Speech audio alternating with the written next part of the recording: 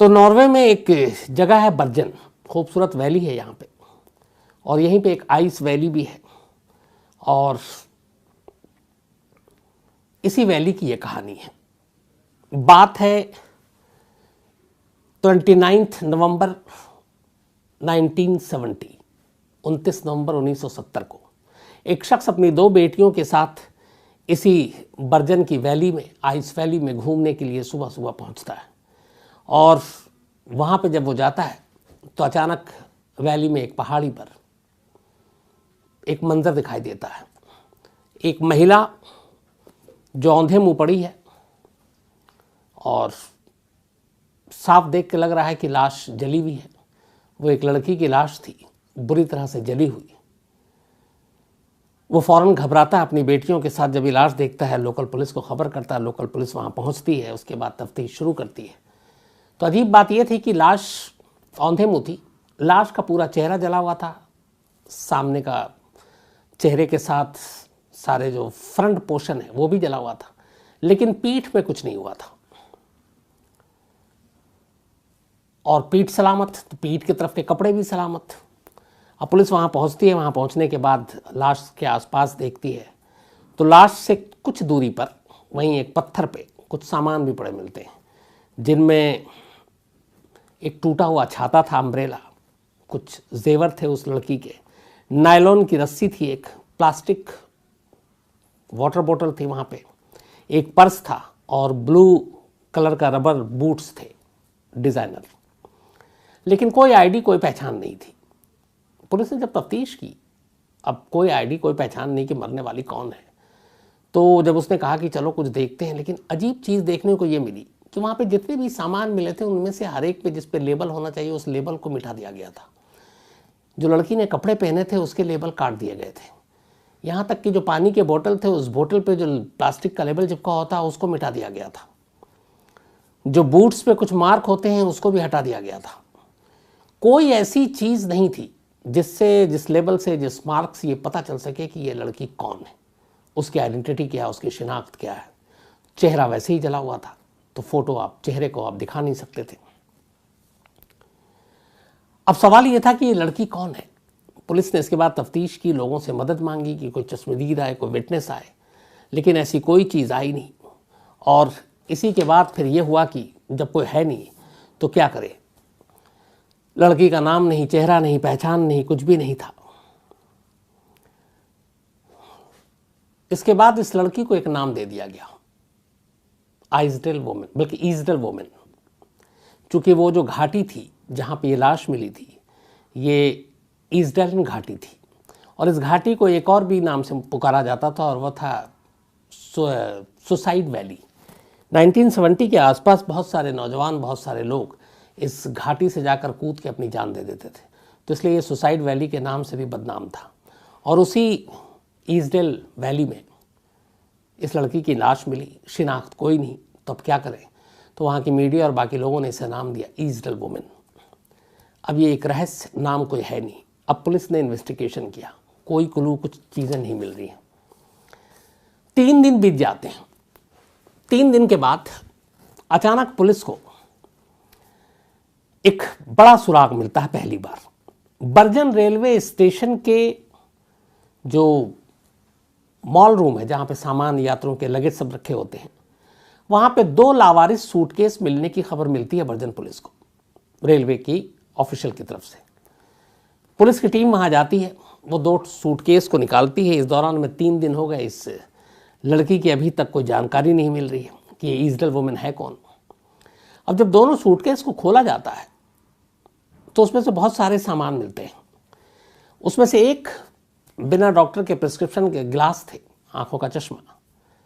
अब उस चश्मे के फिंगरप्रिंट्स को निकाला जाता है, फिंगरप्रिंट, और उस ईजडेल वुमेन की जो लाश मिली थी उससे मैच किया जाता है। इत्तेफाक से ग्लास पे जो फिंगरप्रिंट था वो उस लड़की से मैच कर जाता है। अब इससे ये पता चला कि ये दोनों सूटकेस उसी लड़की का है जिसकी लाश 3 दिन पहले मिली है, फिंगरप्रिंट्स के थ्रू। अब सवाल ये है कि लड़की की लाश वहाँ वैली में और यहाँ 2 सूटकेस रेलवे स्टेशन पे बर्जर के, इन दोनों का क्या रिश्ता, क्या ताल्लुक। इसके बाद अब पुलिस उस सूटकेस को की तलाशी लेती है उस सूटकेस से बड़ी अजीब अजीब चीज़ें निकलती हैं। उस सूटकेस से पुलिस को एक टाइम टेबल मिलता है, मैप्स मिलते हैं नॉर्वे और आसपास के, अलग अलग विक्स मिलते हैं जो लड़कियां पहनती हैं, कई कलर में, कई डिज़ाइन में, मेकअप का किट मिलता है और एक एक्जिमा क्रीम मिलती है, उसका ट्यूब, कुछ कपड़े मिलते हैं, पैसे मिलते हैं, नोटपैड मिलता है।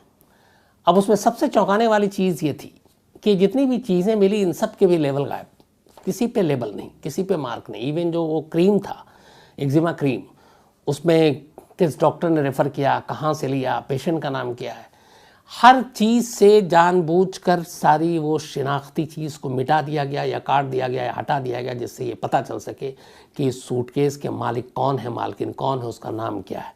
यही चीज़ उस लाश के साथ हुई थी। लाश के कपड़ों से सारे मार्क हटा दिए गए, लेबल हटा दिए गए, यहाँ तक कि बोतल के पानी का मैंने आपको बताया कि वो भी फाड़ दिए गए। अब यहाँ सूटकेस में भी सेम यही चीज़ है। हर चीज़ ये इशारा कर रही है कि जो भी है वो नहीं चाहता है कि उस लड़की की शिनाख्त हो। इसके अलावा उसके बैग से कई देशों की करेंसियाँ मिली, बहुत सारी, जिनमें नॉर्वे की थी, स्विस की थी, बेल्जियम, ब्रिटिश, बैंकॉक, डच, इन सब के करेंसियाँ उस बैग के अंदर, अब एक साथ कई कंट्री के। अब इन सारी चीज़ों को पुलिस ने लिखा और उसमें कुछ नोटपैड भी थे। उसमें एक चीज़ और मिली जिसमें कुछ कोड वर्ड में लिखा हुआ था, लेकिन उस कोड को पुलिस तोड़ नहीं पा रही थी। अब पुलिस ने उसको अपने एक्सपर्ट्स के पास भेजा कि भैया इसको तुम तोड़ो, इस नोटपैड में है क्या। उधर इन्वेस्टिगेशन जारी है। उसी बैग में एक और पॉलीथीन मिली, इकलौती एक ऐसी पॉलीथीन मिली जिसमें एक शोरूम का लेबल था, बाकी कोई चीज़ नहीं थी। पुलिस ने जब पता किया तो पता चला कि ये शोरूम जो है, जो वहाँ उसके अंदर से मिला है, वो जूते का शोरूम है, जो प्लास्टिक की थैली मिली, और वो उस जगह से, बर्जर से करीब 210 किलोमीटर दूर है। पुलिस की एक टीम फ़ौरन उस शोरूम में जाती है, वहाँ जाकर पूछती है तो वो बूट भी जो लड़की स्पॉट से मिली थी, उस बूट को भी पुलिस ले जाती है। वहाँ जाने के बाद उस शोरूम का जो ओनर था वो उस बूट को पहचानता है कि यहाँ हमारे यहाँ से लिया था। उस ये भी कहता था कि एक पर्स पे लिया था। फिर वो पूछता है उस कौन थी, कैसी थी। वो लड़की का हुलिया बताता है। हुलिया काफ़ी कुछ मैच करता है जो लाश मिली, हालांकि चेहरा नहीं था लेकिन बाकी चीज़ों से कुछ बाल बचे हुए थे और बाकी उससे उसने हाइट वाइट भी जो बताई लगभग सब कुछ वैसे ही था। फिर उसने पूछा कि आखिर तुमने इस मतलब इतना टाइम हो गया, उस लड़की को इतना याद कैसे रखा जो बूट वूट लेकर गई। तो उस दुकानदार ने कहा कि मुझे एक अजीब सी चीज़ उस लड़की के अंदर से उसकी स्मेल आई थी। उसने बोला क्या? बोला उस वो लड़की जब बात कर रही थी तो उसके अंदर से गार्लिक की स्मेल आ रही थी, अदरक की। अच्छा, उस वक्त 1970 के दौर में नॉर्वे में ये गार्लिक जो है, लहसुन, वो इतना यूज़ नहीं होता था, वहाँ के लोग नहीं करते जैसे अपने इंडियन सब करते हैं। तो उन्हें बड़ा अजीब लगा। फिर उन्हें पता चला कि ये ऐसे कौन कौन से रेस्तरां हैं यहाँ पे जो इस तरह की चीज़ें गार्लिक का इस्तेमाल करते हैं। 1780s में चूँकि ये बहुत कम ऐसे थे जहाँ पे, और वो लोग शायद इसके स्मेल को पकड़ भी नहीं पाते थे। तब उससे हुलिया और ये गार्लिक वाले कुल्लू को लेकर बर्जर पुलिस ने अब होटलों को छानने की एक मुहिम शुरू की। इसके बाद पुलिस की टीम बर्जर के अलग अलग होटलों में जाती है। उस वक्त नॉर्वे में ये था 70s में कि जब भी कोई होटल में चेक इन करता था अगर कोई, तो पासपोर्ट आपको देना ज़रूरी होता था काउंटर पे, रिसेप्शन पे। अब पुलिस गई, पुलिस ने करीब बहुत सारे होटलों को खंगाला। 7 ऐसे होटल मिले जहां पता चला कि ये लड़की वहां पे ठहरी थी। जो पहली चीज़ पता चली थी उसके बारे में, उस लड़की के बारे में, कि ये गार्लिक वाली बात और ठीक ठाक देखने में, हाइट वाइट भी अच्छी। तो अब पुलिस इसके बाद होटल में पहुंचना शुरू करती है और होटल में जब तलाशी लेती है तो पता चलता 7 ऐसे होटल मिले जहां पे ये लड़की रुकी थी उसी डेट के दौरान, इसकी डेथ से पहले। अब हर जगह जब उससे पूछा गया तो एक चौंकाने वाली चीज़ आई कि 7 होटल में वो अलग अलग नाम से रुकी थी। और 7 होटल में जब अलग अलग नाम से रुकी थी, इसका मतलब ये है, और अलग अलग देश बताकर, कि उसके पास 7 पासपोर्ट थे अलग अलग कंट्री के। अब यहां से पुलिस का माथा ठनका कि एक लड़की, उसकी लाश नहीं मिल रही, उसके हर लेवल, हर शिनाख्ती चीज़ को छुपाया जा रहा है। और होटलों में वो अलग अलग रह रही है और शानदार शानदार होटलों में रह रही है, पैसे खर्च कर रही है, उसके सूटकेस से इतने सारे पैसे भी मिल रहे हैं और नाम अलग अलग होटलों में लेकर रह रही है। इस दौरान में पुलिस ने अब जो एक नोटपैड मिला था उसमें कोड में कुछ चीज़ें लिखी हुई थी, उस कोड को डिकोड किया गया। जैसे एक में उसमें लिखा था उसने 022028P, तो बाद में जब ये डिकोड हुआ तो पता चला कि ये उसके पेरिस जाने और पेरिस से लौटने की तारीख लिखी हुई थी 022, यानी कि वो 022 22 तारीख को गई थी और 28 028 लौटी और आखिर में P था, P फॉर पेरिस। अक्टूबर में एक में था 029PS, अब इसमें भी एक अलग कोड था उसका। PS यहाँ पे ये था कि पेरिस टू स्टेवेंगर, ये वहाँ से वहाँ गई थी। एक में था 030BN5, ये इसका कोड जो डिकेड हुआ ये था कि नवंबर में आई थी और बर्जन आई थी और 5 नवंबर को बर्जन आई थी और जो इसकी लाश मिली है वो 29 नवंबर को मिली है।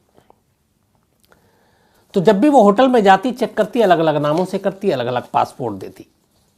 अब ये सारी चीज़ें होती गई, इसके सारे होटल्स के भी डिटेल आते गए, लेकिन कोई क्लू, कोई सुराग नहीं मिला। 2 महीने बीत गए।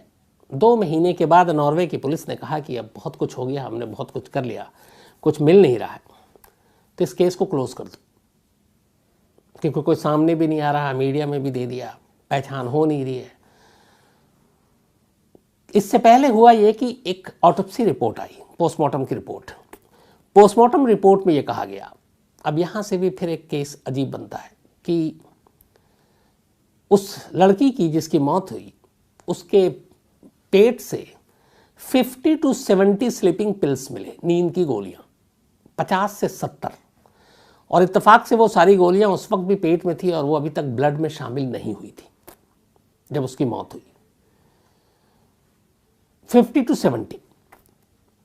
फिर ये हुआ कि जब वो मरी और चूंकि बर्निंग के सारे वो थे, जल रहे थे, तब उसके लंग्स से वो धुआं निकला। इसका मतलब ये था कि जब वो जल रही थी तब वो जिंदा थी, क्योंकि धुआं अंदर पहुंचा था।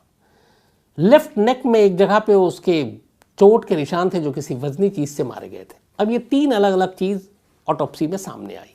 पहला 50 to 70 पिल्स, दूसरा लेफ्ट में चोट, तीसरा लंग्स में धुआं। इस ऑटोप्सी रिपोर्ट के बाद नॉर्वे की पुलिस ने यह माना कि शुरुआत में ही ये एक सुसाइड है, उसने स्लीपिंग पिल्स खाए और मर गई।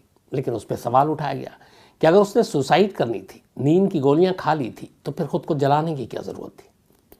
वहाँ आसपास में कुछ पेट्रोल के सैंपल भी मिले जांच के दौरान।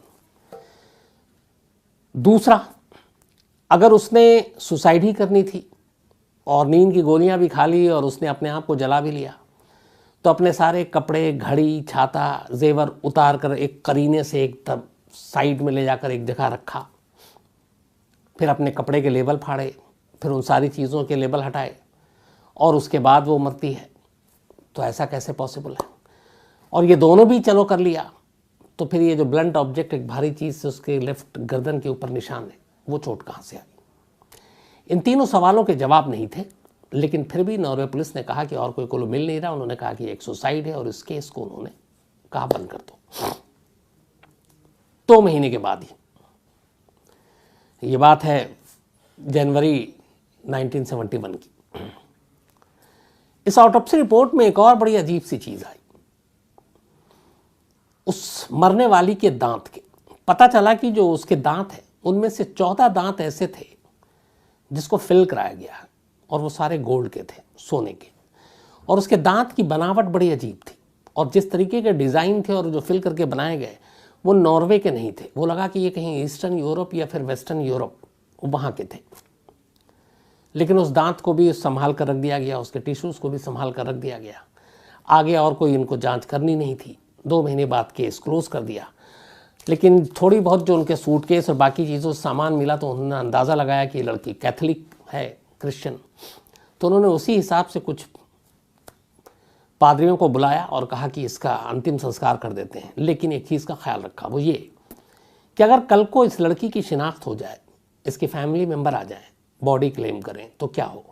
तो उसके लिए बाकायदा एक कॉफिन तैयार किया गया जो लेप के साथ ख़ास ऑर्डर देकर बनाया गया, उसमें उस बॉडी को रखा गया ताकि आने वाले कितने भी सालों में ये बॉडी ख़राब नहीं होगी। अगर कोई क्लेम करने आए इस लड़की का आइडेंटिटी क्लियर हो जाए तो फिर उसके फैमिली को ये बॉडी निकाल कर सौंपा जा सकता है, वो उसके आखिरी दर्शन कर सकते हैं।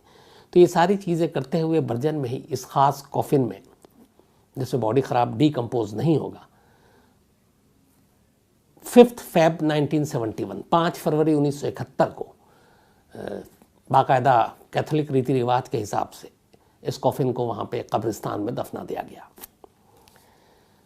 बात आई गई हो गई, वक्त बीतता गया, 2016 आ गया, मतलब 70 की ये बात है, तो 46 साल बीत गए। 2016 आया।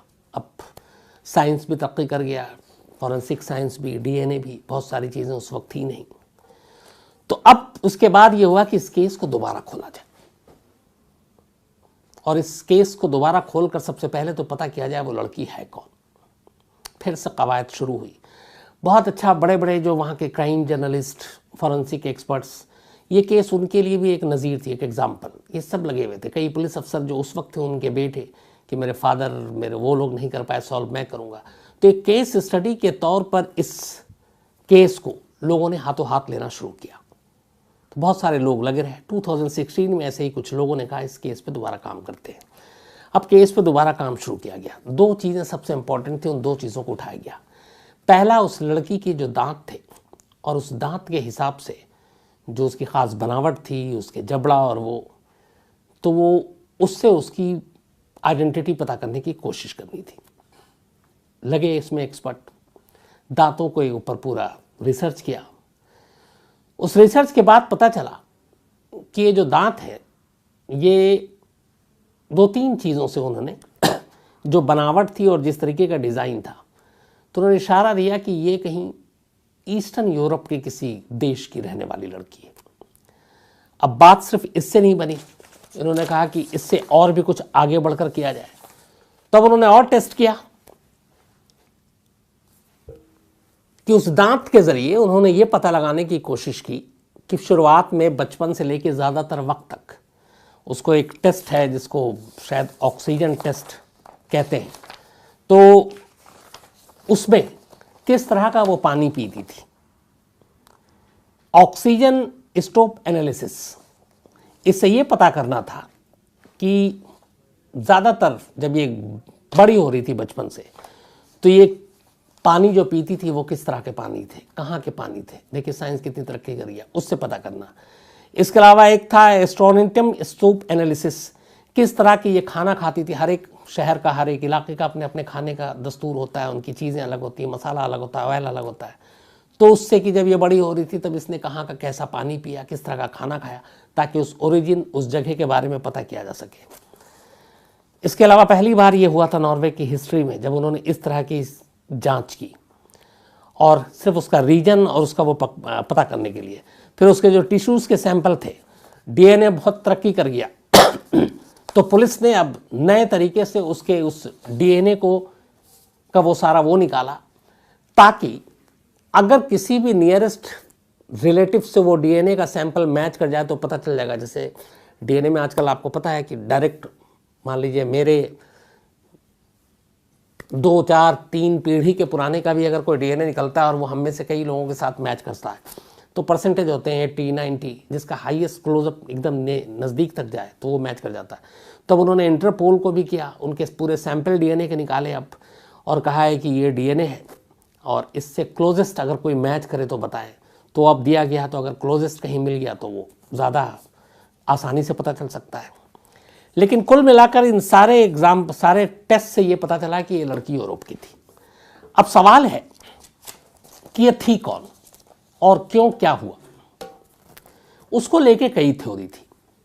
पहली थ्योरी आई कि ये लड़की एक स्पाई थी, एक जासूस। जिस वक्त ये 1970 की बात है जब हुआ, तो उस वक्त जो नॉर्वे है ये एक नेटो के हिसाब से बड़ा इम्पोर्टेंट देश था, और नेटो कई चीज़ों का टेस्ट भी इधर कर रही थी आसपास। और ये नॉर्वे की एक ख़ास बात यह है कि ये सोवियत यूनियन जो है उसके बिल्कुल करीब और रशियन और इजरायली जो एजेंट है, रशिया के जो केजीबी है और मोसाद के जो इजराइल के जो मोसाद है, कहते हैं कि नॉर्वे में लोगों ने उस वक्त डेरा डाला हुआ था। तो एक तो यह है कि ये लड़की स्पाई थी और शुरुआत में ये कहा गया कि ये मोसाद की थी, लेकिन फिर ये हुआ कि ये मोसाद की नहीं थी, क्योंकि इसकी ओरिजिन और बाकी चीज़ें जब इसके बाकी टेस्ट से पता चला तो ये हुआ कि ये यूरोप की थी, और इसलिए इजराइल के लिए काम करने का इसका सवाल नहीं होता। पहली चीज़ आई। दूसरी थ्योरी आई कि बिल्कुल हो सकता है और ये लड़की खुद स्पाई ना हो, एक कोरियर हो। हर जासूस, हर एजेंट जो काम करता है वो दूसरों अकेला तो करता नहीं, उसके बहुत सारे हेल्पर होते हैं, कुछ संदेश पहुंचाने वाले होते हैं, कुछ कोरियर टाइप के होते हैं। तो उसमें ये भी है कि ये लड़की कोरियर थी और अलग अलग मतलब या तो किसी जासूस के लिए खबर इधर से उधर पहुंचाने का काम करती थी। तीसरी थ्योरी आई कि ये लड़की इंटेलिजेंस किसी एजेंसी से जुड़ी हुई थी, किसी भी देश की, और उनके लिए काम करती थी।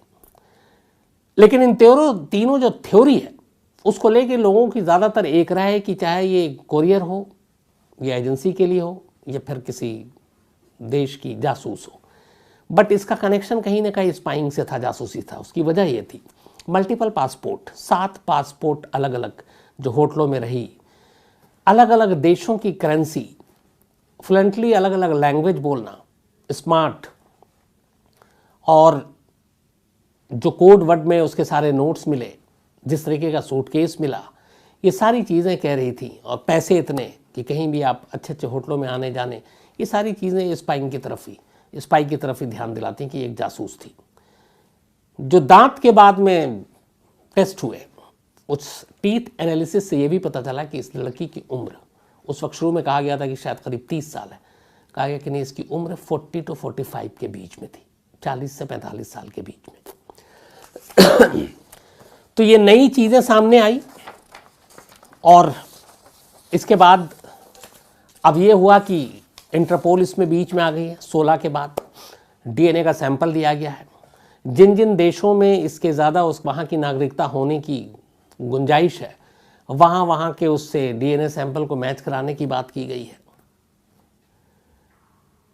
अब एक और भी खुलासा हुआ है, और वो ये कि अब तक जितनी इन्वेस्टिगेशन हुई है, जो शुरुआत में 2 महीने में सुसाइड कह के बंद कर दिया गया था, उनका मानना है कि अगर ये एक स्पाई है और जिस तरीके से हर एक पहचान, हर एक आइडेंटिटी को मिटाने की कोशिश की गई, उससे साफ है कि एक मर्डर है, सुसाइड नहीं है। तो अब ये कातिल कौन है, किस देश की जासूस थी भी कि नहीं थी, किसी का चारा बनी, ये सारे सवाल अभी भी एक रहस्य है, एक पहेली है। 52 साल हो गए, आज भी ईजडल वुमेन, जिसकी लाश एक कॉफिन में रखी हुई है इस उम्मीद पर कि उसका कोई अपना आए तो वो कॉफिन खुले, उसे सौंपा जाए और फिर उसका नाम पता चले। लेकिन 52 साल तो हो गए, आज भी उस नाम की तलाश है, आज भी उस नाम की जगह पे उसे द ईजडल वुमेन ही पुकारा जाता है। और आज भी ईजडल वुमेन का रहस्य एक रहस्य है। 52 साल से नॉर्वे की हिस्ट्री में जुड़ा होता है, ये अब तक का सबसे बड़ा रहस्य है। आज की कहानी 19 साल की एक ऐसी लड़की की कहानी है, एक खूबसूरत सी लड़की, जो जब उसकी उम्र सिर्फ 19 साल थी, उसे किडनैप कर लिया गया। 34 साल बीत गए, 34 ईयर्स। अगर 19 और 34 को हम जोड़ दें तो करीब 53 साल, 53 ईयर। इस वक्त उसकी एज होगी 53 ईयर। लेकिन वो कहाँ है, किस हाल में है, किसने उसको किडनैप किया, जिंदा भी है कि नहीं है, रखा है तो किस जगह रखा है, किडनैप करने का मकसद क्या है, इतने लंबे वक्त तक उसको क्यों बंधक बना के रखा, ये सारे सवाल सिर्फ सवाल ही हैं। आज भी बाकायदा एडवर्टीजमेंट, पोस्टर, पुलिस की तरफ से बाकी चीज़ें जारी की जाती हैं कि अगर किसी को जानकारी हो इस लड़की के बारे में तो ज़रूर बताएं, इनाम भी देंगे। FBI ने $20,000 2019 में शायद रिवॉर्ड रखा था कि जो भी सही लोकेशन या जानकारी देगा उसे इनाम में मिलेगा। लेकिन 34 साल बीत गए, इस किडनैपिंग से जुड़ी हुई कोई भी ऐसी चीज़ पुलिस और बाकी एजेंसियों को नहीं मिली तो सिर्फ कुछ तस्वीरें, जो और भी इस केस को पेचीदा कर देती हैं। कहानी एक मुल्क से शुरू होकर दूसरे मुल्क पर जाकर ख़त्म होती है। ये कहानी है न्यू मैक्सिको की। न्यू मैक्सिको में एक लड़की रहती थी, उसका नाम था तारा कैलिको। तारा कैलिको 19 साल की एक लड़की, पढ़ाई लिखाई कर रही थी। फैमिली में माँ और सौतेले पिता, लेकिन सौतेले पिता भी तारा को बहुत प्यार करते थे और ज़िंदगी खुशनुमा थी, खुशगवार थी, अच्छी खासी सब चल रही थी।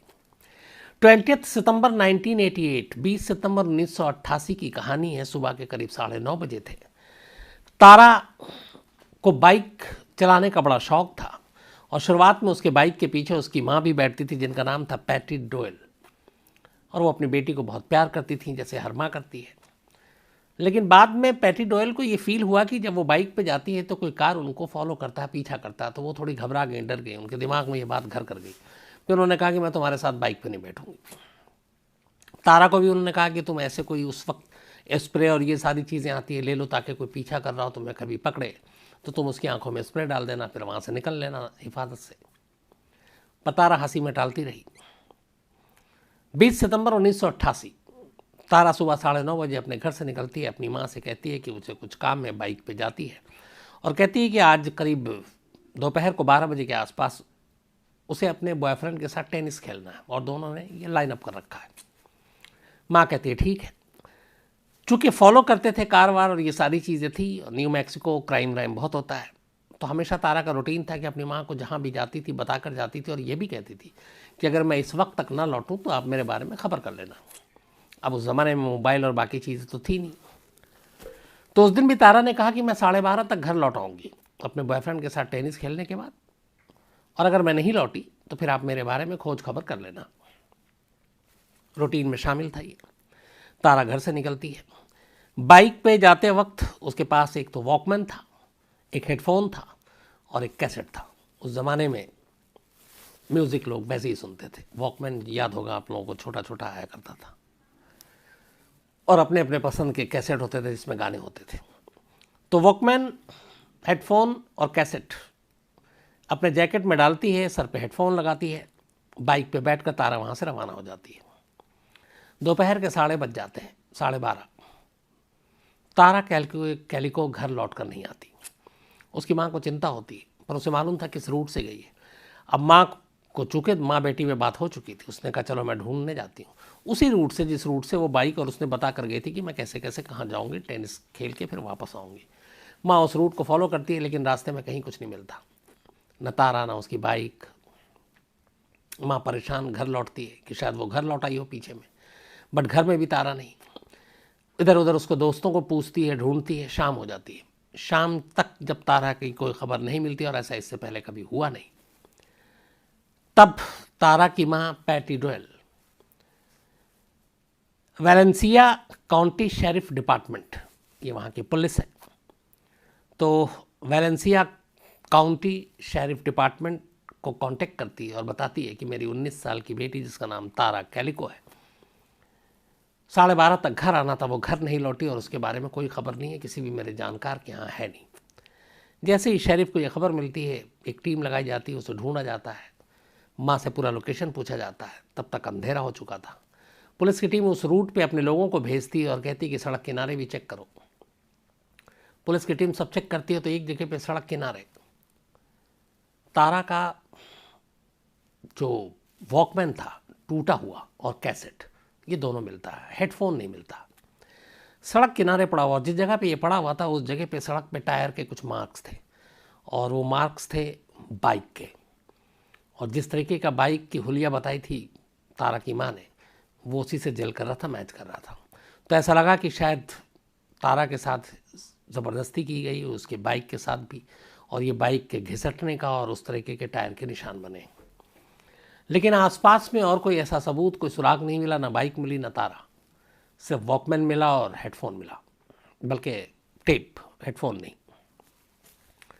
अब पुलिस अपनी तफ्तीश करती है, लोगों से अपील करती है कि इस दिन 20 सितंबर को सुबह से लेकर दोपहर तक किसी ने एक लड़की को इस बाइक पे जा रही थी देखा हो तो बताए। कोई विटनेस नहीं आता। कई दिन बीत जाते हैं, धीरे धीरे वक्त बीतता जाता है, दिन से महीना हो जाता है, तारा का कोई पता नहीं चलता। इस दौरान में तारा के घर वाले पुलिस से कहते भी हैं कि हम रिवॉर्ड भी देंगे अगर कोई पता चल जाए, लेकिन कोई खबर नहीं मिलती। तभी कुछ वक्त बीतता है तो अचानक अब 7 विटनेस सामने आते हैं, 7 चश्मदीद, सातों बयान देते हैं अलग अलग। वो कहते हैं 20 सितंबर 1988 की दोपहर को उन्होंने एक लड़की को बाइक पे देखा था जिसका हुलिया फोटो जो देखा है वो तारा जैसी है, और उसने हेडफोन लगा रखा था और वो उसी रास्ते से गुजर रही थी जिस रास्ते से उसे होकर जाना था। उन्होंने कहा कि जब उन्होंने देखा तो ये भी देखा, एक चश्मदीद ने कहा कि तारा की बाइक के पीछे एक वाइट कलर का एक ट्रक जो है वो उसके पीछे पीछे चल रहा था, और ये बात होगी करीब 11:15 बजे की, 11:45 AM, और तारा को घर पहुंचना था 12:30 बजे दोपहर को। तो उन्होंने कहा कि हमने देखा था कि कुछ एक वाइट कलर की पिकअप ट्रक जो है वो उसके पीछे पीछे थी। अब पुलिस ने उस जो पिकअप ट्रक था उसके हुलिये से मिलती जुलती सारी चीज़ें पता की, लेकिन कोई नहीं मिला, ना बाइक मिली। 9 महीने बीत गए, तारा की गायब हुए हुए, कुछ पता नहीं, न कोई रैंसम कॉल, न तारा की जिंदा मुर्दा होने की खबर, कुछ पता नहीं। पुलिस इधर न्यू मैक्सिको की अपनी लगातार काम पे लगी हुई है, लेकिन कोई फायदा नहीं। 9 महीने बीतने के बाद अचानक 15 जून 1989, 9 महीने हो गए थे अब तारा की गुमशुदगी के। 15 जून 1989 की बात, न्यू मैक्सिको से बहुत दूर, उस देश से दूर, अमेरिका के फ्लोरिडा शहर में अब ये कहानी एक नई करवट लेती है। 15 जून 1989 को एक महिला फ्लोरिडा के एक इलाके में, जिसका एक नाम है वहाँ पे पोर्ट सेंट जोए फ्लोरिडा, तो यहाँ पे एक महिला पहुँचती है। एक वहाँ पे एक स्टोर हुआ करता था छोटा सा, वो अपनी ज़रूरत की चीज़ें खरीदने के लिए। तो उस स्टोर के पास जब वो जाती है तो वहाँ स्टोर के बाहर एक पार्किंग लॉट था। उस पार्किंग लॉट से जब वो गुजर रही होती है, रूट नंबर 98 की पार्किंग लॉट थी ये, वो पोर्ट सेंट जो फ्लोरिडा में। तो इस महिला की नज़र अगर अचानक एक कार के करीब नीचे पड़ी हुई एक तस्वीर पे पड़ती है। ये महिला उस तस्वीर को उठाती है, उस तस्वीर को गौर से देखती है। उस तस्वीर की खासियत ये थी कि उस महिला को देख के ही कुछ डाउट हो जाता है। उस तस्वीर में जो इसके साथ मैं आपको दिखाऊंगा, ये वही तस्वीर है जो अभी दीपक को बोलूंगा कि इसके साथ लगाएगा। एक लड़की और एक लड़का, एक छोटा सा बच्चा और एक लड़की एक छोटी सी जगह पर है। बेड पे सब कुछ अस्त व्यस्त है, पिलो है बीच में शायद। लड़की के और लड़के के दोनों हाथ पीछे की तरफ बंधे हुए हैं, मुंह पे टेप है। लड़की ने शॉर्ट और टी-शर्ट पहन रखा है, और ये देख के लग रहा है कि किसी गाड़ी के अंदर की तस्वीर है ये।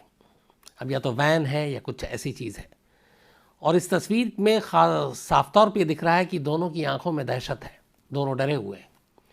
इस तस्वीर में ये भी देखकर पता चल रहा है कि तस्वीर में जो लाइट का सोर्स है वो सामने की तरफ है, और ये दोनों डायरेक्ट कैमरे को देख रहे हैं। और शायद उस कैमरे की तरफ ही जो एक दरवाज़ा है वो खुला हुआ है, या खिड़की हो सकती है जिससे रोशनी आ रही है, और उस रोशनी में ये तस्वीर ली गई है। तो अब इस तस्वीर को देख के कोई भी घबराएगा, क्योंकि इस तस्वीर में जो दोनों जिस तरीके से दिख रहे हैं, पहली नज़र में साफ पता चल रहा है कि दोनों बंधक हैं। इन दोनों को पकड़ के जबरन रखा गया है, और इनके साथ कुछ भी हो सकता है। जब वो महिला ये तस्वीर देखती है, वो फ़ौरन स्टोर की तरफ जाती है और वहाँ से पुलिस को फ़ोन करती है। पुलिस पहुँच जाती है, वो पुलिस को ये तस्वीर देती है। अब पुलिस को महिला बताती है कि उसको ये तस्वीर कहाँ मिली। वो बताती है कि पार्किंग लॉट से वो गुजर रही थी, तस्वीर नीचे पड़ी हुई थी। पुलिस उस तस्वीर को देख के अंदाज़ा लगाती है कि तस्वीर किसी वैन की है। तो पूछती है आपने और क्या देखा? उसने कहा मैंने एक वहीं पे जहाँ पे ये तस्वीर पड़ी हुई थी उसके बराबर में एक मैंने विंडोलेस टोयोटा कार देखी थी जो पार्क थी। टोयोटा कार वैन थी वो, और वो विंडोलेस थी, उसमें विंडो नहीं था, और उसमें एक बंदा बैठा हुआ था जिसकी उम्र 30 से 35 के बीच में होगी, उसकी मूछें थी। पुलिस फ़ौरन उस जगह पे पहुंचती है, लेकिन वो वैन नहीं थी वहाँ पे, गायब। अब ये तस्वीर मिलती है, तस्वीर मीडिया तक पहुंचती है। इसके बाद एक वहाँ पे टीवी शो हुआ, उस टीवी शो में बाकायदा इस तस्वीर को दिखाया गया।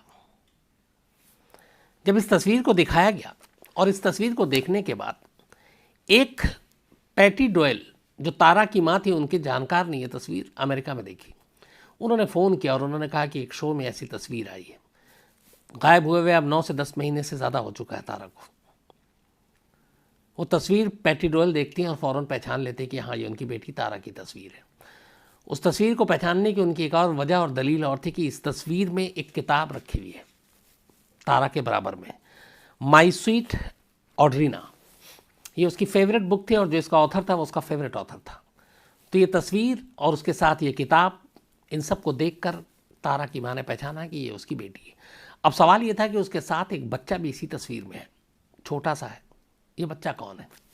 इत्तेफाक से इस शो पे एक और शख्स ने देखा और उसने पहचाना कि ये जो बच्चा है इसको मैं जानता हूँ, और ये भी उसी न्यू मैक्सिको का है। इस बच्चे का नाम था माइकल हेनली और इसकी उम्र थी 9 साल। उसने माइकल हेनली के फैमिली को कांटेक्ट किया और उसने कहा कि ये तस्वीर है और यहाँ पे शो पे चला, आप देखिए। माइकल हेनली के घर वालों ने पहचान लिया कि हाँ, ये उनका बच्चा है। पता चला कि मई 1988 में, सितंबर 1988 में तारा गायब हुई थी, 20 सितंबर को। और मई 1988 में, मानी कि उससे 2-4 महीने पहले ही माइकल हेनली गायब हुआ था, उसी न्यू मैक्सिको से। जिस जगह से तारा गायब हुई थी उससे करीब 75 माइल्स दूर, 75 मील दूर से न्यू मैक्सिको में ही ये माइक हेनली गायब हुआ था। और इत्तेफाक से 2-3 महीने पहले ये गायब हुआ, बाद में तारा, 75 मील की दूरी। लेकिन तस्वीर में दोनों एक साथ। दोनों के घर वालों ने जब इसे पहचाना तब न्यू मैक्सिको पुलिस को भी लगा कि इसमें एक नई थ्योरी आई है। लेकिन एक सवाल बेचैन और परेशान कर रही थी, और वो ये कि न्यू मैक्सिको में ये गायब हुए दोनों, फ्लोरिडा में तस्वीर मिलने का क्या मतलब है? क्या ये लोग फ्लोरिडा में हैं? क्या उनको अमेरिका ले जाया गया? अब वहाँ की भी एजेंसियाँ और पुलिस और FBI से कांटेक्ट किया जाता है, उनसे हेल्प मांगी जाती है, FBI की टीम भी लगती है। इस दौरान में इस तस्वीर को स्कॉटलैंड यार्ड के पास भेजा जाता है ताकि वो पता कर सके कि ये रियल फ़ोटो है और इसमें वाकई जो तारा है उनकी फैमिली से और सारी डिटेल्स लेकर। तो वहाँ लैब में इसकी पूरी टेस्टिंग होती है और पता चलता है कि स्कॉटलैंड यार्ड अपनी रिपोर्ट देती है कि हाँ, ये लड़की तारा ही है जो सितंबर 1988 से गायब है, और ये लड़का भी माइकल हेनरी है जो गायब है। एक और चीज़ थी, अब गायब हुई थी 88 में। जब इस तस्वीर को देखा गया तो पुलिस और बाकी एजेंसियों ने जब उसकी पूरी वो की तो पता चला कि ये जो पिक्चर ली गई है, ये पिक्चर जिस फिल्म से खींची गई है वो 1989 से पहले अवेलेबल ही नहीं था मार्केट में। तो इसका मतलब है कि ये तस्वीर 89 की थी और मई 89 के बाद की ही ये तस्वीर है। मिली थी ये जून 1989 में और ये तस्वीर खींची गई थी मई में, क्योंकि इसकी जो फिल्म थी वो उससे पहले मार्केट में आई नहीं थी। तो इसका मतलब है कि ये लेटेस्ट पिक्चर थी। अब इसके बाद फिर तफ्तीश शुरू हुई, लग गई, अमेरिका में भी ढूंढा जाने लगा, लेकिन कोई फ़ायदा नहीं। धीरे धीरे वक्त बीता, न तारा मिली न माइकल मिला। लेकिन इस दौरान में फिर एक और तस्वीर सामने आई। इस बार 2 तस्वीरें थीं। एक तस्वीर में एक न्यूड लड़की थी और ये एक ट्रेन के अंदर की तस्वीर थी और ऐसा लग रहा था जैसे वो ट्रेन खाली है। 2 तस्वीरें, एक में न्यूड लड़की और एक में एक ट्रेन के अंदर बैठी हुई एक लड़की और उसके साथ एक को पैसेंजर है। उसकी आंखों में बड़ा सा चश्मा है और बिग ग्लास। इन तस्वीरों को भी जब आया और ये फिर वैसे ही किसी गुमनाम जगह पे पड़ी हुई किसी के शख्स के हाथ लगी, उसने फिर पुलिस तक पहुंचाई। इन तस्वीरों की भी जांच की गई। जब इन तस्वीरों की जांच की गई तो फिर जो पॉटी डोयला हैं, तारा की माँ, उन्होंने पहचान लिया, ख़ासतौर पर जो न्यूड पिक्चर का क्लोजअप था पूरा, कि ये उनकी बेटी की तस्वीर है। अब उस ट्रेन में एक पैसेंजर था लेकिन उसका भी कोई सुराग नहीं मिला।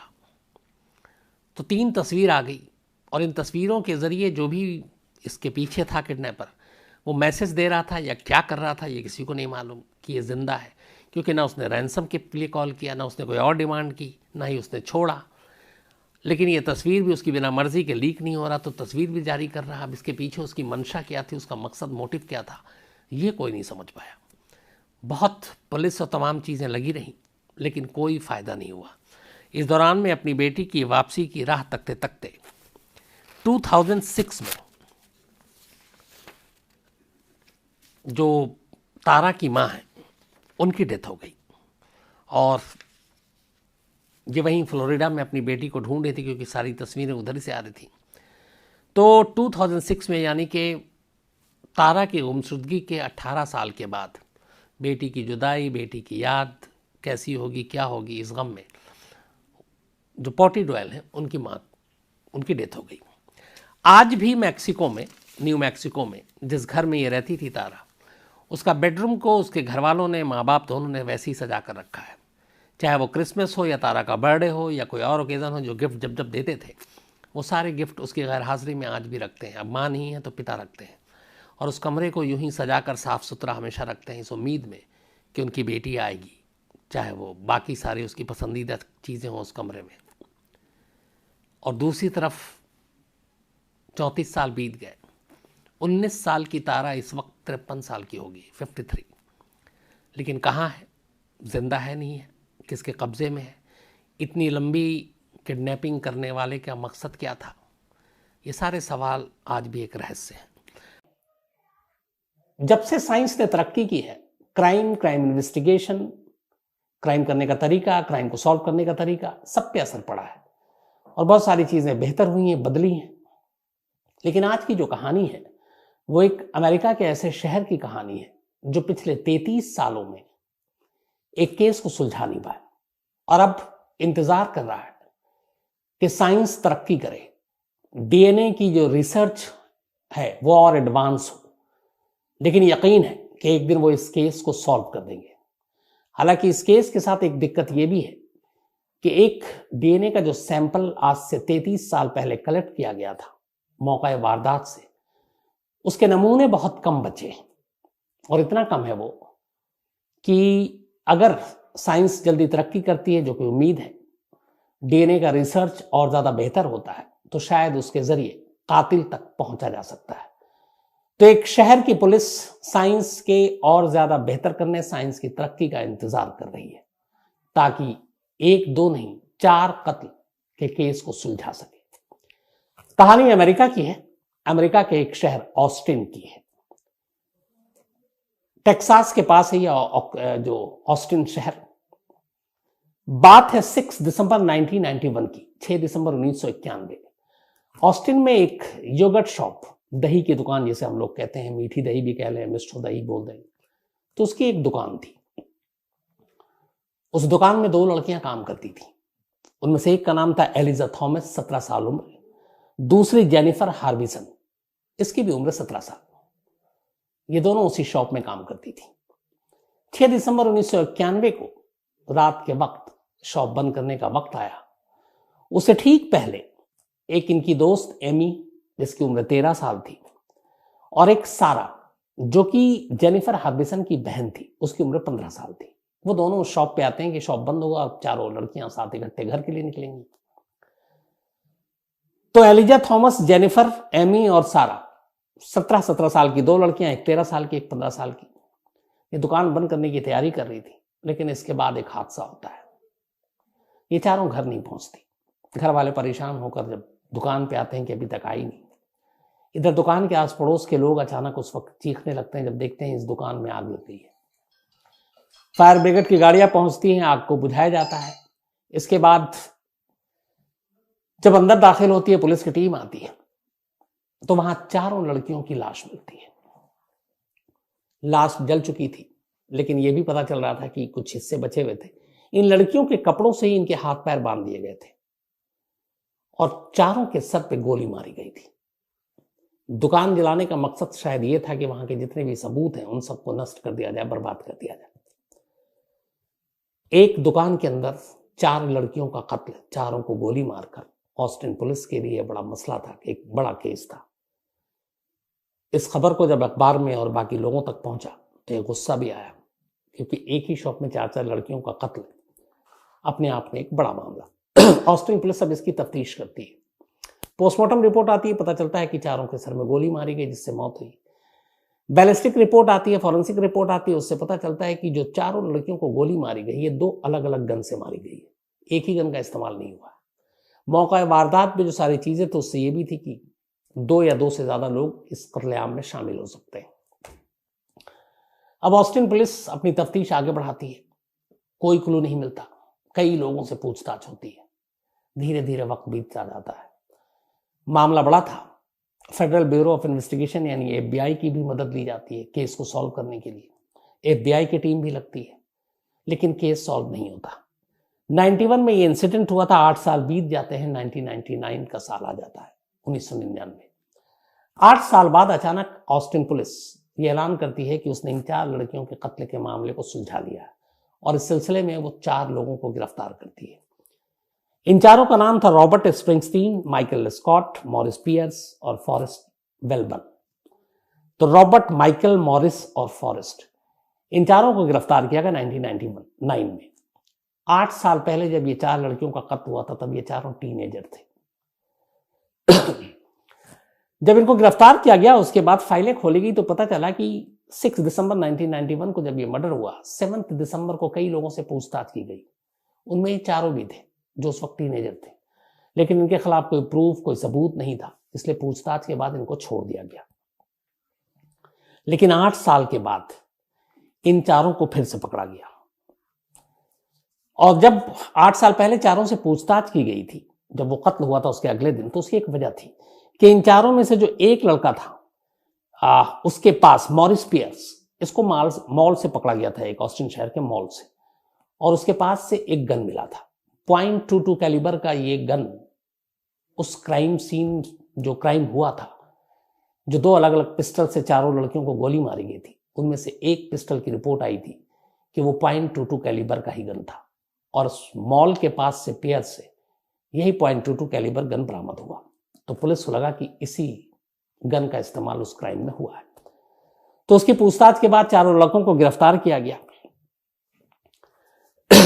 गिरफ्तारी के बाद इनसे पूछताछ हुई, लेकिन 8 साल पहले हुए उन चारों कत्ले का कोई रिश्ता इन चारों से, या कोई सबूत, प्रूफ, कोई फॉरेंसिक एविडेंस पुलिस कलेक्ट नहीं कर पाई। मजबूरी में इन चारों को छोड़ देना पड़ा। तो 1999 में ऑस्टिन पुलिस ने 8 साल बाद पहली बार 4 लोगों को पकड़ा, अरेस्ट किया, कहा कि केस सॉल्व हो गया है, लेकिन बिना प्रूफ के, बिना सबूत के अदालत में वो उनको गुनहगार नहीं ठहरा पाई, और ये चारों छूट गए। अब बड़ी बेइज्जती हुई ऑस्टिन पुलिस की। कुछ महीने बीते, 1999 का ही था, तभी एक नई टीम आई, इन्वेस्टिगेटिव टीम, जिसको कहा गया इस केस को सॉल्व करो। उस नई इन्वेस्टिगेटिव टीम ने फिर से रिसर्च किया पूरा, और उसकी भी जाकर आकर सारा चीज ठहर गई इन चारों पर कि यही चारों कातिल हैं। अब नई टीम ने फिर से इन चारों को गिरफ्तार किया। चारों को गिरफ्तार करने के बाद पूछताछ की। पूछताछ के बाद रॉबर्ट स्प्रिंगस्टीन और माइकल स्कॉट, ऑस्टिन पुलिस ने दावा किया कि इन दोनों ने, रॉबर्ट और माइकल ने, इकबाल जुर्म कर लिया है। यानी उन्होंने मान लिया है कि 6 दिसंबर 1991 को चारों लड़कियों को इन दोनों ने ही मारा था। इनके इकबाल जुर्म के बाद जो बाकी 2 बचे हैं, मॉरिस पियर्स और फॉरेस्ट वेलबर्न, इन दोनों को पुलिस ने बरी कर दिया और छोड़ दिया, क्योंकि अब 2 के कन्फेशनल स्टेटमेंट थे। अब उन दोनों को छोड़ दिया, और इन दोनों को, जिनके स्टेटमेंट थे इकबाल जुर्म था, इन दोनों के ऊपर मुकदमा चलाया। मुकदमा चला अदालत में। मुकदमे के दौरान इन दोनों को सजा भी हो गई। मान लिया गया कि यही दोनों उन चारों लड़कियों के कातिल थे। लेकिन इस सजा के कुछ वक्त के बाद इस सजा को कोर्ट में फिर से चुनौती दी गई, चैलेंज किया गया। और ये सजा किस ग्राउंड पे दिया गया था, वो ये कि इन दोनों ने इकबाल जुर्म किया, और दोनों ने एक दूसरे के बारे में कहा कि इसने गोली मारी, और उसने कहा इसने गोली मारी। यानी कि रॉबर्ट कह रहा है कि माइकल ने गोली मारी, और माइकल कह रहा है कि रॉबर्ट ने मारी। तो दोनों के इकबाल जुर्म कोर्ट में रखा गया, कोर्ट ने सजा सुना दी। लेकिन उसी वक्त वहां पे एक नया कॉन्स्टिट्यूशन आया, कुछ बदलाव आए, और उसी नए कॉन्स्टिट्यूशनल ग्राउंड पर रॉबर्ट और माइकल को अदालत ने बरी कर दिया। ग्राउंड ये दिया कि इकबालिया बयान दोनों एक दूसरे के खिलाफ बोल रहे थे, और पुलिस ने इनके बयान का इस्तेमाल किया, लेकिन इन दोनों को कोर्ट में एक दूसरे से सवाल जवाब करने का मौका नहीं दिया। जो कुछ हुआ वो कोर्ट पुलिस के सामने हुआ, पुलिस में स्टेटमेंट दिया गया, और जब अदालत में मुकदमा चला तो ना अदालत ने ना पुलिस ने इन दोनों को एक दूसरे को क्रॉस चेक करने या एक दूसरे से सवाल करने की इजाजत नहीं दी और ये उनके राइट्स का उल्लंघन था। तो इसी कॉन्स्टिट्यूशनल ग्राउंड पर अदालत ने इन दोनों को बरी कर दिया। हालांकि तब तक ये मुकदमा लंबा चला था, करीब 10 साल ये दोनों जेल में काट चुके थे, लेकिन कॉन्स्टिट्यूशनल ग्राउंड पर फिर इन दोनों को बरी कर दिया गया। बरी होने के बाद एक बार फिर 1991 का वो मामला वहीं आकर खड़ा हो गया कि आखिर उन 4 लड़कियों का कातिल कौन है। पुलिस की कई बार फजीहत हो चुकी थी, केस पे अब कोई हाथ डालने को तैयार नहीं, कातिल मिल नहीं रहा, साख का सवाल था। इसी दौरान में अब इसी ऑस्टिन में एक अटॉर्नी जनरल उनकी पोस्टिंग होती है। ये अटॉर्नी जनरल जब यहां पर आते हैं तो इनका यह था कि इस केस के बारे में इन्हें भी जानकारी थी। इन्हें लगा कि इस केस को सॉल्व करना चाहिए, पर कैसे? अब सबूत कोई नहीं, न फिंगरप्रिंट्स न बाकी चीजें, तो क्या किया जाए? तभी इन अटॉर्नी जनरल को लगा, बल्कि वो डिस्ट्रिक्ट अटॉर्नी थे टेक्सास के, मिस्टर रॉबर्ट, डिस्ट्रिक्ट अटॉर्नी। तो उन्होंने कहा कि एक काम करो, जब कोई सबूत प्रूफ मिल नहीं रहा है तो क्या ना हम लोग फॉरेंसिक और साइंस की तरफ चलते हैं, डीएनए की तरफ चलते हैं और वहां से कुछ निकालते हैं। तब तक डीएनए में बहुत सारी नई चीजें आ गई थी जो 91 में नहीं थी। इसी के बाद डिस्ट्रिक्ट अटॉर्नी ने कहा कि क्राइम सीन से जब 4 लड़कियों की सारी चीजें बरामद हो गई तो उनके कुछ सैंपल भी, डीएनए सैंपल भी कलेक्ट किए गए और वो रखे गए होंगे। तो उस वक्त उन्होंने कहा कि एक नया डीएनए का तरीका आया था जब ये डिस्ट्रिक्ट अटॉर्नी आए, और उसका नाम था YSTR टेस्टिंग। अब ये YSTR टेस्टिंग क्या है? ये एक तरह का डीएनए का ही पार्ट है।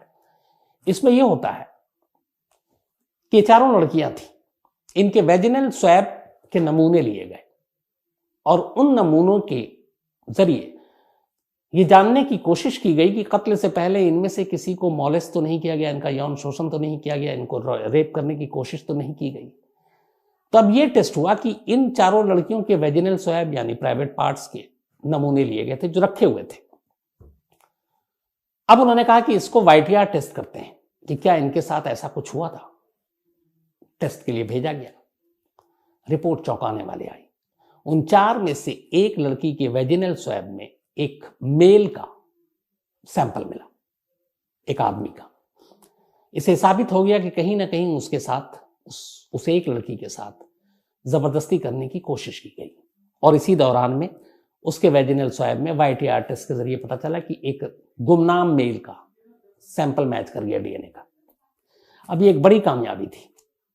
अब लगा कि ये जो 4 अब तक बचते आए थे, इकबालिया बयान भी दिया, अब नहीं बचेंगे।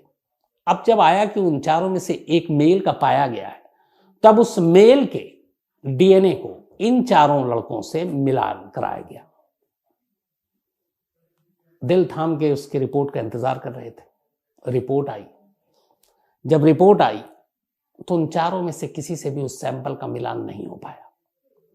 यानी जिस लड़की के प्राइवेट पार्ट्स या वेजिनल स्वैब से जो सैंपल लिए गए थे और एक मेल का उसमें डीएनए मिला था, वो मेल ये 4 में से कोई नहीं था। यानी ये साबित करता था कि ये 4 बेकसूर हैं। अब यहां पे फिर से आके मामला वहीं उलझ गया।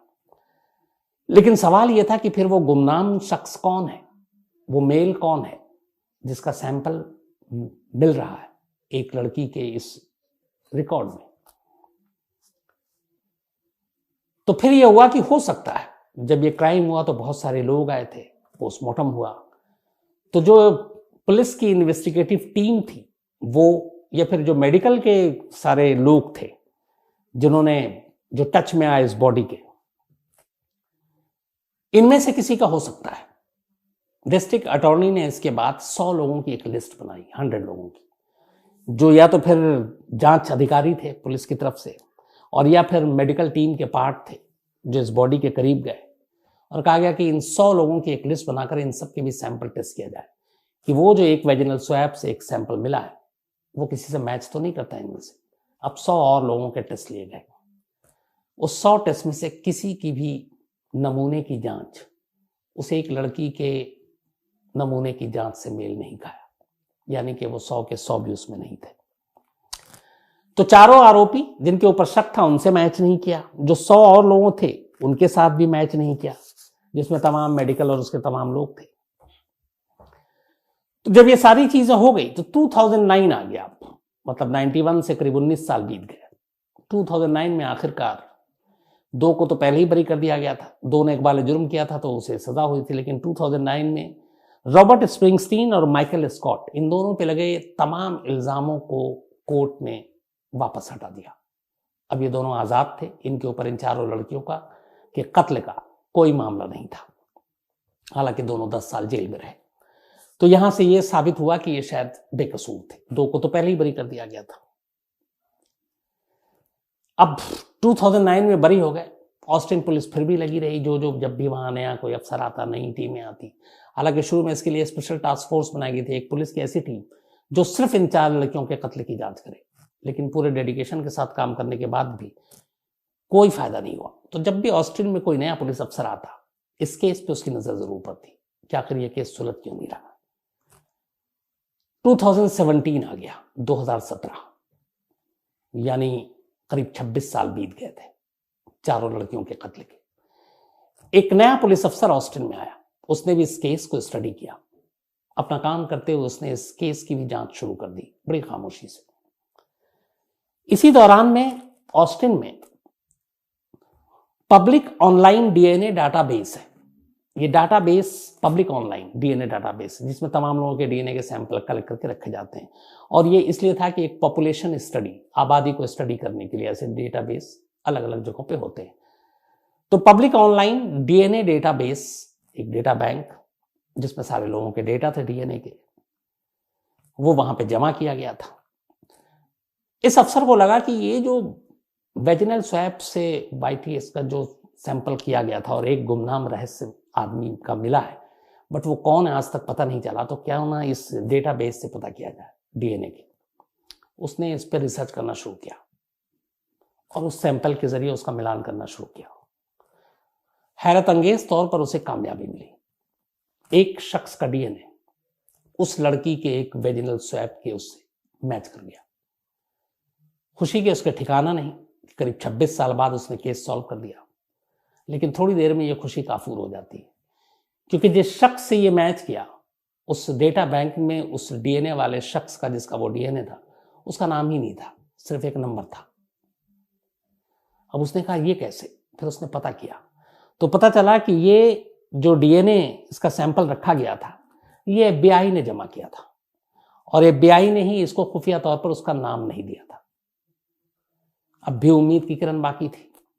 उस पुलिस अफसर ने अपने सीनियर के जरिए FBI को कांटेक्ट किया और कहा कि यहाँ के जो पब्लिक ऑनलाइन डेटाबेस में एक डेटा ऐसा है, एक शख्स का डीएनए है जो हमारे केस से मैच कर रहा है, लेकिन उस शख्स के बारे में हम जानते नहीं, उसका नाम क्या है, कहाँ रहता है, तो आप हमें बताएं, क्योंकि आप ही ने इसको जमा किया है। FBI ने उसके डिटेल देने से मना कर दिया, ये कहते हुए कि ये प्राइवेसी लॉ के खिलाफ है। हमने पॉपुलेशन स्टडी के लिए तमाम लोगों के डीएनए के डेटा को जमा किया है, किसी और चीज के लिए हम इसका यूज नहीं कर सकते, और जो प्राइवेसी लॉ है ये उसका उल्लंघन होगा, तो हम उस शख्स का नाम नहीं बता सकते। ऑस्टिन पुलिस की सारी उम्मीदें यहाँ के एक बार फिर दम तोड़ गई कि केस सुलझाने के करीब आ गए, लेकिन अब पता नहीं चल रहा, मैच तो कर रहा है लेकिन पता नहीं चल रहा है, अब क्या करें। तभी ऑस्टिन पुलिस ने FBI से बहुत गुजारिश की, उन्होंने सुना नहीं। इसके बाद एक और शख्स की एंट्री होती है, और ये शख्स थे वहां के कांग्रेसमैन जो इत्तेफाक से ऑस्टिन के रहने वाले थे। और उन कांग्रेसमैन वहां पे जो होते हैं वो लोग काफी पावरफुल होते हैं। तो FBI ने मना कर दिया, लेकिन ऑस्टिन पुलिस ने फिर US कांग्रेसमैन जिनका नाम था माइकल मैकॉल, इनसे कांटेक्ट किया। और माइकल मैकॉल चूंकि ऑस्टिन के थे, लोकल थे, तो उन्हें लगा अपने शहर की मदद करेंगे। उन्होंने कहा कि आप FBI से हमारी मदद करा दीजिए, हमारे उस शख्स के बारे में डिटेल दिलवा दीजिए। अब माइकल मैकॉल ने FBI से संपर्क किया, एक US कांग्रेसमैन ने जब कहा तो FBI राजी हो गई। 2020 में FBI ने ऑस्टिन पुलिस के साथ मिलकर काम करने का फैसला किया। अब उसने इस केस की जांच शुरू की। अब जो पता चला कि जो क्राइम सीन से जो सैंपल उस लड़की के कलेक्ट किए गए थे वेजिनल स्वैब के, वो बड़े कम थे, और उस वक्त जिस तरीके से किया गया वो सैंपल ठीक से कलेक्ट नहीं किया गया था। उसमें एक टर्म होता है कि अलग अलग कितने ज्यादा हो तो उससे जल्दी पता चल जाता है। तो पता चला कि जब ये कलेक्ट किए गए थे तब उसमें 16 मार्कर्स थे उस सैंपल के अंदर। लेकिन अब डीएनए और साइंस ने तरक्की की तो अब जो टेस्टिंग फॉर्मूला है उसमें करीब 9 मार्कर्स और नए जुड़ गए, तो अब 25 हो गया। मतलब इस केस को सुलझाने में आप ऐसे समझिए कि ज्यादा मददगार होगी। लेकिन इन 25 मार्कर्स के साथ नए सिरे से जांच करके साइंटिफिक तौर पर पता करने की कोशिश की गई कि वो कौन है। तो पता चला कि जो एफबीआई ने डेटा दिया था उस गुमनाम शख्स का, जिसको पहले ऑस्टिन पुलिस ने कहा मैच कर रहा है, वो पुख्ता तौर पर नहीं कहा जा सकता था कि उसी शख्स का है। उसमें शक की पूरी गुंजाइश थी क्योंकि सैंपल बहुत कम था और नए जो टेक्नोलॉजी आई डीएनए रिसर्च और उसके हिसाब से आप 100% नहीं बता सकते कि वही शख्स जिम्मेदार है। तो जब आप खुद ही कंफर्म नहीं 100% तो आप उसको गिरफ्तार नहीं कर सकते, ये लॉ है। तो अब ये क्लियर हो गया कि उस डीएनए में जिस ऑस्टिन पुलिस अफसर को मिला था डेटाबेस से 100% आप उसके ऊपर उंगली नहीं उठा सकते। एक बार फिर मामला लटक गया। अब ये हुआ कि आगे क्या करें। तो वहां के फॉरेंसिक एक्सपर्ट्स डीएनए पे जो रिसर्चिंग कर रहे हैं सारी चीजें, उन लोगों से ऑस्टिन पुलिस ने कांटेक्ट किया। बाकायदा जो कांग्रेसमैन माइकल मैकॉल, अब उन्हें लगा कि उनकी जिम्मेदारी है कि इस केस को सुलझाया जाए। उन्होंने तमाम एक्सपर्ट से बात की। एक्सपर्ट्स ने यह कहा कि 1991 6 दिसंबर को जो सैंपल कलेक्ट किए गए थे उनमें से एक लड़की के जो सैंपल वेजिनल स्वैब पे मिला वो ठीक से उठाया नहीं गया, लेकिन सैंपल अब भी है लेकिन बहुत कम है। अब अगर हम लोग उसको किसी तरह से यूज करते हैं तो फिर वो उसके पूरे खत्म हो जाने का एक तरह से एक अंदेशा है और उसके बाद फिर कुछ पता नहीं चलेगा। तो फिर क्या सुझाव है? उन्होंने कहा उस सैंपल को हिफाजत से रखो, कम है लेकिन काम का है, और इंतजार करो साइंस की तरक्की का। जैसे ही साइंस और तरक्की करेगा, डीएनए के रिसर्च में और तेजी आएगी, डीएनए का और बेहतर रिजल्ट आएगा, उस वक्त ये थोड़ा सा भी सैंपल ये बता देगा कि वो जो रहस्यमय डीएनए एक मेल का मिला है, एक पुरुष का मिला है उस एक विक्टिम के अंदर से, वो शख्स कौन है। और ये शर्तिया पता चलेगा। लेकिन इस वक्त नहीं, थोड़ी सी और साइंस की तरक्की, डीएनए की तरक्की, इसका इंतजार कर रहे हैं। और कांग्रेसमैन ने ये बाकायदा स्टेटमेंट दिया वहां के अखबार में, ये 2020 की बात है, कि उन्हें यकीन है कि एक न एक दिन ये केस जरूर खुलेगा और इसी साइंटिफिक तरीके से खुलेगा, इसी डीएनए के जरिए खुलेगा। लेकिन बस इंतजार ये है कि साइंस तरक्की कर ले। 33 ईयर्स, 33 साल हो गए इन 4 लड़कियों के कत्ल की बात को, लेकिन 33 साल में अब भी यह रहस्य है। लेकिन जिस तरीके से ऑस्टिन पुलिस अब भी इस केस को नहीं छोड़ी है, काम कर रही है, वहां के जो बाकी लोग उसमें मदद कर रहे हैं, उससे उन सभी को यकीन है कि चाहे वक्त लगे, आने वाले और कुछ महीने लगे, कुछ और साल लगे, लेकिन एक ना एक दिन इन 4 लड़कियों का गुनहगार, 4 लड़कियों का कातिल कानून के शिकंजे में होगा। और उन्हें यह न सिर्फ यकीन है बल्कि पूरा भरोसा भी है। तो मैं भी यही चाहूंगा कि वो दिन आए और फिर पता चले कि साइंस ने जब तरक्की की, डीएनए के रिसर्च में और तरक्की हुई, डीएनए और बेहतर हुआ, और फिर उस गुमनाम रहस्यमयी मेल के बारे में पता चल सके जिसका सैंपल एक विक्टिम के पास से मिला है। तो ये थी कहानी एक शहर की पुलिस की,